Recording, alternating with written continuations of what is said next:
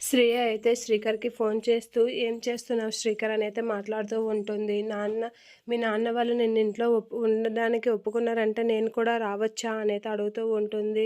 "నువ్వేం మాట్లాడుతున్నావు శ్రియ? నేను ఈ ఇంట్లో ఉంటున్నానంటే ఈ కేస్ పని మీదే ఉంటున్నాను. ఆ పని మీద నాన్న కూడా నన్ను ఇంట్లో ఉండనిచ్చారు.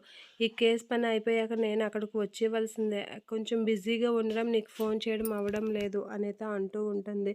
"సరే శ్రీకర్, బాగానే ఉంది కదా! కేసు ఎంతవరకు వచ్చింది" అనైతే మాట్లాడుతూ ఉంటుంది. ఇక ఇంట్లో పూజ అనుకుంటున్నామనంటే, "నేను ఆ పూజకి వస్తాను శ్రీకర్. ఇంటికి కోడలుగా అయినా వస్తాను. లేదంటే నీ భార్యగా అక్కడ నువ్వు ఎలాగో గెస్ట్‌లా ఉంటున్నావో గెస్ట్ భార్యగా అయినా వస్తాను" అనైతే అంటూ ఉంటుంది శ్రియ. ఆ మాటలకి, "ఏం మాట్లాడుతున్నావు శ్రియ? నీకేమైనా అర్థమవుతుందా" అనైతే అంటూ ఉంటాడు. ఇక అవని వాళ్ళ అమ్మాయి తటుగా వచ్చి చూస్తూ ఉంటారు. శ్రియని కూడా కోడలుగా ఇంటి పూజలో ఉంటే బాగున్ను అని వాళ్ళు కూడా అనుకుంటూ ఉంటారు. ఇక శ్రీకర్, "ఏంటి శ్రియ, నువ్వెలా ఆలోచిస్తున్నావు? నన్ను ఈ కొడుకుగానే మా నాన్న కోపం గురించి నీకు తెలుసు కదా! మళ్ళీ ఇక్కడికొచ్చి ఏదో ఒకటి అనిపించుకోవడం ఎందుకు?"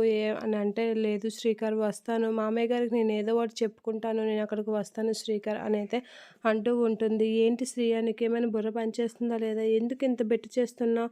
వద్దని చెప్పానా?" అని అంటే, "లేదు శ్రీకర్, కోడలుగా వస్తాను శ్రీకర్. నాకు అక్కడికి రావాలనిపిస్తుంది" అని చెప్పి శ్రీ అయితే చాలా రిక్వెస్ట్‌గా అడుగుతూ ఉంటుంది. అంత రిక్వెస్ట్‌గా అడిగినా, "అవ్వంది ఎందుకు శ్రియ, ఇక్కడికి వచ్చి మాటలు పడేయడం అంత అవసరమా? నాన్న కోపం గురించి నీకు తెలియదా" అనేది అంటూ ఉంటాడు.